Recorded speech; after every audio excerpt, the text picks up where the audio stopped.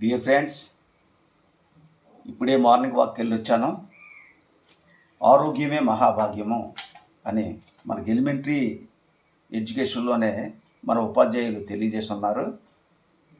ఈరోజు ముఖ్యంగా నేను నా సన్నిహితుడికి, నా బాల్యమిత్రులకి చెప్పవలసిన విషయం ఏంటంటే, పొన్నగంటి ఆకు.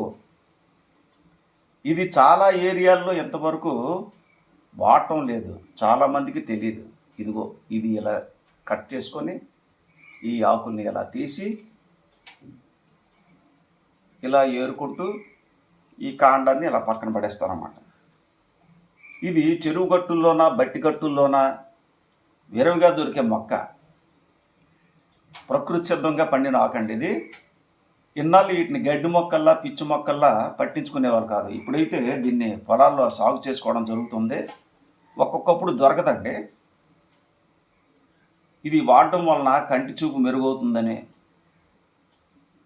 షుగర్ లాంటి వ్యాధులు దగ్గరకు రావని వైద్యాధికారులు సూచిస్తుంటారు. దీనికి ఒక చరిత్ర ఉందండి. మొఘలాయుల పరిపాలనలో అక్బర్ చక్రవర్తి గారు దృష్టి మాంద్యానికి గురై ఆ రుగ్మతతో బాధపడుతున్న సందర్భమున తన మంత్రి అయినటువంటి బీర్బల్ గారు దీనిని 40 రోజులు వాడి తీవ్రమైన దృష్టిమాంద్యాన్ని నుంచి ఆయన విముక్తిని గావించినట్టు మనకి చరిత్ర చెబుతుంది.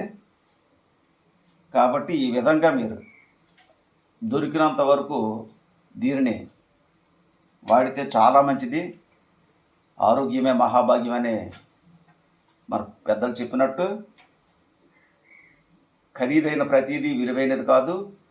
తక్కువ ఖర్చుతో ఎక్కువ పోషక విలువలు ఉన్న ఆహారాన్ని సేకరించడమే బ్రతుకు సూత్రమని చెబుతున్నారు.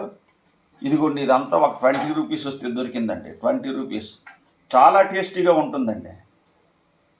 మిత్రులారా, మన ఆరోగ్యాన్ని కాపాడుకుందాం. గెట్ టుగెదర్ అనే అరుదైన ప్రోగ్రామ్స్ వచ్చినప్పుడు అందరం కలుసుకుందాం. 100 ఏళ్లలో కలుసుకోవడం అన్నది నా కోరిక. ప్రయత్నిద్దాం.